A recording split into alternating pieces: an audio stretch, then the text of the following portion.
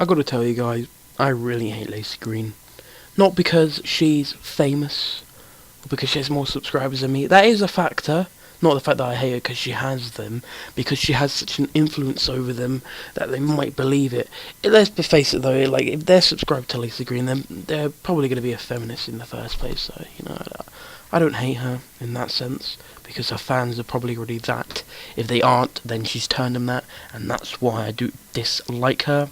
So we came across a video of hers, and this time it was an umbrellas. So let's get into it. In the real world, sexual coercion is often seen as acceptable. You know, like pushing someone over and over and over after they've said no, or throwing yourself on someone without warning because it's romantic. No, that shit's not romantic. Pushing over and over and over after they said no. Like, how about you just get away from that person? If you're that close to the person to say, come and give me sex, then you should probably get away from that person.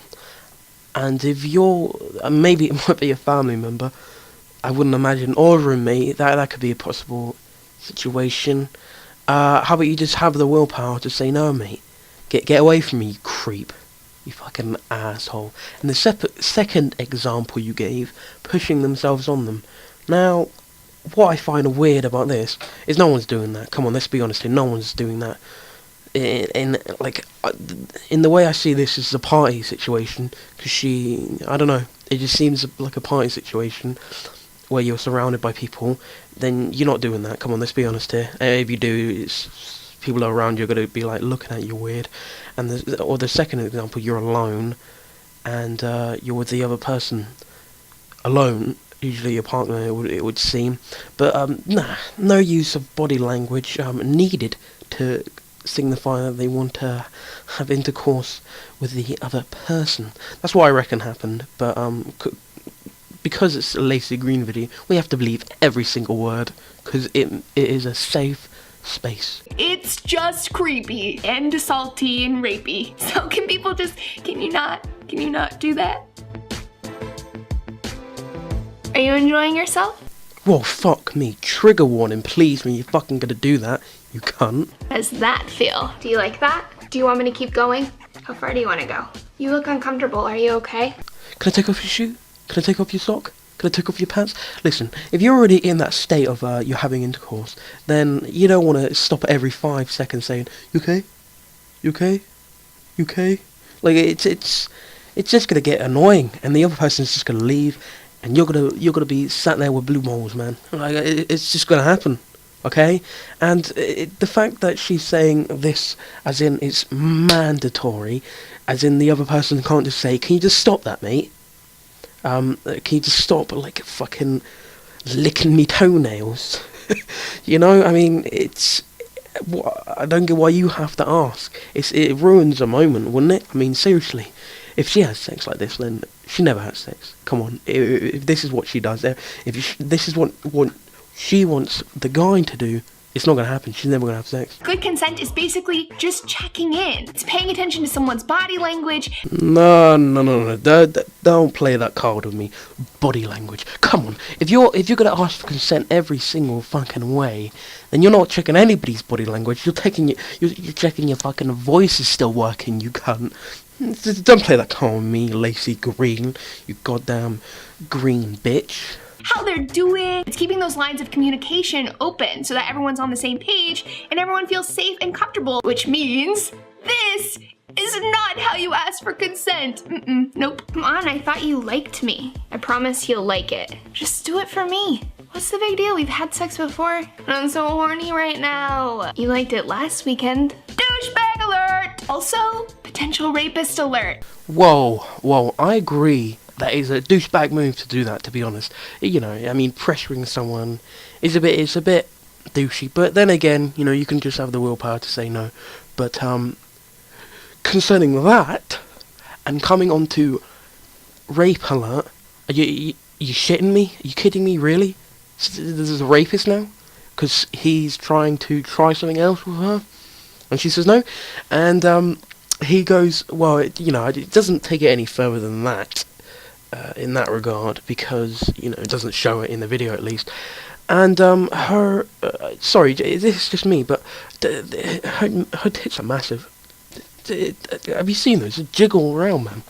Nice, but anyway, that's about it for this segment. Rapists often see sex as something that's owed to them. Sex is never something that's owed to someone. Doesn't matter if you've been flirting, if you hooked up before, if they bought you dinner, not even if you're naked. Pushing someone until they finally give in is not consent, because you're basically not giving the option to say no. Yeah, I agree with all that. That if you constantly keep on saying no, no, no, no, no, no, and they have sex with you anyway, then that is rape, by definition. And not for men, apparently. Fuck men. Anyway, the problem I have with this, alright, a little analogy right here, boys, is, well, first of all, she said, not even you're naked. I mean, what state are you in that you're naked and then they're coming in to have sex with you? Come on. Like, you crossed that line already. Let's be honest here. And also another thing is sex that's not owed to you. Rapists think that sex is something owed to you, which is true. It is not owed to you in any sort of sense. But then, why do women try to use that effect on men to say, oh, you did this, you didn't, let's just say wash the dishes, something mundane like that. You didn't wash the dishes, so I'm not having sex with you. Why do they use that as a power? Because we're putting all men over an umbrella, they're rapists. Let's put all women over an umbrella. Then they use that as a power to say, nah, I'm not having sex with you because of this or that. Because you didn't do it right or something like that. You know, there's a sort of double standards you got to follow, Laci Green. You're never going to watch this anyway, so who cares? But yeah, set double standards that feminists need to use. So how can you know if someone is consenting once you ask? Yes, please. Mm-hmm. Oh man, that feels so good. Touch my body on the floor. Mm-hmm, keep going. I'm down for anything in these areas, but not these areas. Yeah, right there. Why, yes, I would like that. Oh, fuck me, the cringe is going from my body. It's disgusting to see a fat fucking face, jiggly tits though, in the camera. It's just disgusting, man. Just fuck off, Laci, you cunt. Notice how consent is a clear yes, it's enthusiastic. I want it! It's out loud and there's no doubt in your mind. And remember, consent can always be retracted. So if you feel like the vibes have kind of changed or you're unsure, getting mixed signals, you want to check in. This is what no might sound like. I don't like that. Can you stop? I'm not ready for this. Can we slow down for a second? I'm not into this anymore. I guess, if you want me to. Please don't. What was that? What was that? What was that? Can you stop it? What? Why? What was the pause for? What does that even signal? I'm not going to touch the other subject, like the other parts either, because they're all bullshit. But what the hell was that? What? Signifying that she's fucking dead or something? And she's getting raped? Well, what is this? Like, what? See, this is why I hate videos like this. They have no step-by-step rule. Alright? It's just like fucking getting raped. Final. Sun cut. If you do not say enthusiastically yes, then you're the other guy's a rapist. You know? Well, what if it was the other way around, Laci? Anyway, what if a man came up to you and said, "Oh, you came up to a man and said, "Oh, can we have sex?" And he said, "No." And you know, he gave other signals saying that he did. The guy didn't say no, sorry. Oh, fuck me, I'm sorry. Let me start over. So you went to a man, you say, "Do you want to have sex?" And he says, "Yes." Another body type of language says he does as well. And he says no during it, or he thinks it. Then he's going to go to the police station and say, "She raped me." And, well, that wouldn't happen. Let's just say in a hypothetical universe that they could be caught for rape. Then it would still be consent, Laci. It's still consent, because you gave consent in the first part, and if you're thinking it, then it's a different sort of matter. Okay? So shut the fuck up, mate. Just because someone doesn't say no doesn't Are we just gonna let that last part go? Really? Okay. mean they're saying yes. They might feel uncomfortable or guilty or not know how to say it. So that is why it's really important to hear that verbal out loud yes. And if they're being quiet, ask them, "Hey, how you doing? What's up? How's it going?" Because they're fucking stupid to say, "Nah, don't do that," or they're not fucking strong enough. "Nah, don't do that." They're just gonna sit there fucking dead in the face, nothing happening. That's not gonna happen, Laci. Like, I'm getting really tired of this.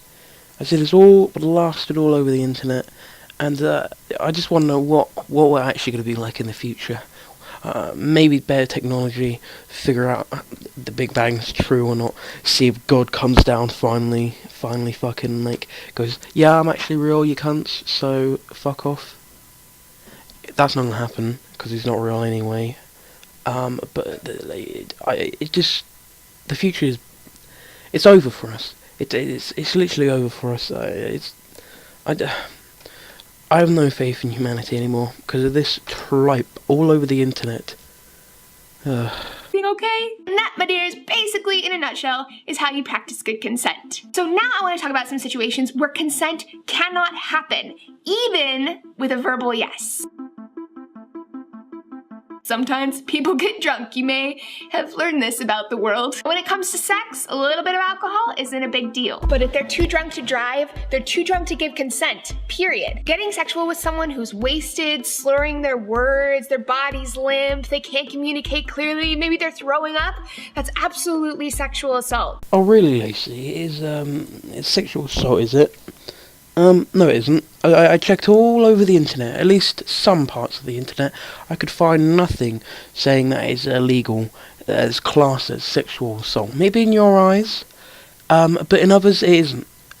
So, I mean, if someone can find it, I'm willing to believe that it could be true, but I doubt it because I don't trust anything Laci says. But if it is true, drop it down in the comments. I would love to read the article saying why. And if they say yes, then that's on their own whim, okay? And if they're drunk and they regret it the next morning, that's not rape. Come on. Let's be honest here. If you're going to bring that up, I think she might bring that up. I'm not sure. But just before that comes up, it's not rape. Let's all do the right thing and take care of them, not take advantage of them. Sometimes when I'm at schools, people ask me, well, what if they're both really, really drunk? It's pretty simple. Sex is an active thing. It requires the intentional action of at least one party to get it done. Remember, sex isn't something that happens to someone. It's something that happens together. Both people participating, like this. Kind of. Having sex with someone who's intoxicated or in this compromised state is against the law. You can be expelled and you can go to jail for it. Listen, Laci, we all have evidence. We all have citations. Till dear, sorry about that, mate. So, no need to steal it from you, but you know, we all need citations to follow along with what you're saying, Laci. Okay? And if you don't provide that, then what am I supposed to do? Just sit here and believe every word you say? Because I don't. Like, you must believe some evidence is required for some people to believe you. Like, on the other side of the coin, saying, like, I'm an atheist against a Christian. Where's the evidence that God exists? And, you know, I mean, burden of proof, but anyway. I'm sure you could probably get, expelled from your school, because schools can make up whatever they fucking please. I literally made a video about my school, okay? And it was a comedy video, basically taking the fucking piss out of the school. And they literally took me into a room while my mum was there and forced me to take it down. It didn't force me, I could say no, technically, but they would have just expelled me, they would have just put me in exclusion or something like that, but you know, whatever. I didn't particularly want to go through the hassle of doing that. And I'll put it up after I leave there.